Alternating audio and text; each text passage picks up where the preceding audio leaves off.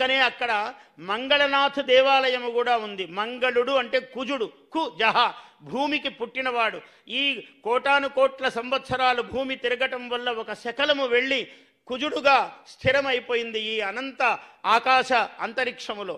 అటువంటి కుజుడు, అందుకని రష్యా గొప్పది, ఇంకో దేశం గొప్పది, కానీ భారతదేశమే గొప్పది. ఎందుకంటే మన శ్రీహరికోట నుంచే పరీక్షలు, ఎందుకంటే క్లియర్ స్కై, శుద్ధమైన ఆకాశం ఉన్నది. ఇక్కడి నుంచి అయితే ఏ ప్రయోగాలు చేసినా చాలా సులభంగా వెళతాయని ప్రపంచానికంతా తెలుసు. అటువంటి మెరిడియన్ అంటే భూమధ్య రేఖ, గగన సరళ రేఖ, రెండు రేఖలు సహజముగా కలిసేటువంటి చోటు, అంటే కుజుడికి చాలా దగ్గరి ప్రాంతము ఉజ్జయిని. ఇలా ఇంత చారిత్రక శాస్త్రీయమైన జ్యోతిశాస్త్రపరమైన ప్రాధాన్యము కలిగినట్టిది. ఎందుకు చెప్తున్నానంటే అంత కాలము పరిపాలించినటువంటి మహాసామ్రాజ్యము ఉజ్జయిని అయితే మన అమరావతి అటువంటి ఇంద్రుడు సింహాసనం ఇచ్చినట్లుగా ఇంద్రుడు ఇక్కడ ఈశ్వరుణ్ణి ప్రతిష్టాపన చేశాడు. అందుకనే అమరేశ్వరుడు వెలిసినటువంటి చోటు మనకు అమరావతి. అమర కృష్ణానదీ తీరము, అటువైపు అమరావతి, ఇటువైపు దుర్గాదేవి, రెండు వైపులా ఒకవైపు అమ్మవారు ఒకవైపు అయ్యవారు ఉండి ఈ నగరమును సంరక్షిస్తూ ఉన్నారు.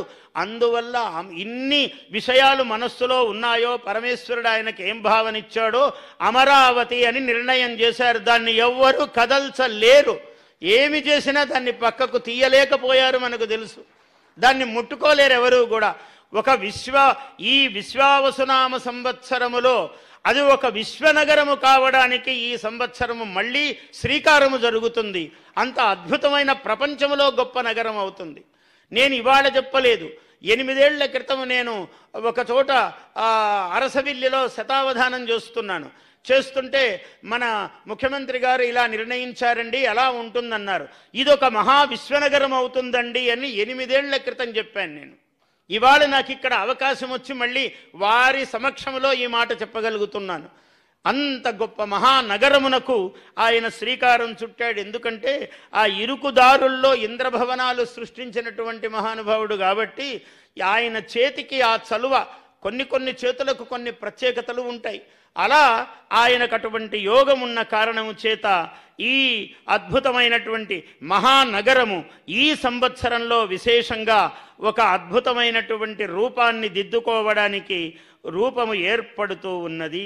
ఎన్ని మాట్లాడుకున్నా ఇవన్నీ చెప్పేదండి. మా జాతకాలు ఎట్లున్నాయో గురువుగారు, మా రాసులు, మా నక్షత్రాలని అందరికీ మనస్సులో ఉంటుంది. కాబట్టి నేను ఒక్క 5-6 నిమిషాలలో నాకు ఇచ్చిన సమయము నాకు తెలుసు, సమయజ్ఞుడనే నేను. ఆ సమయంలో మీకు అవి చెప్పి నేను సెలవు తీసుకుంటాను. మేషం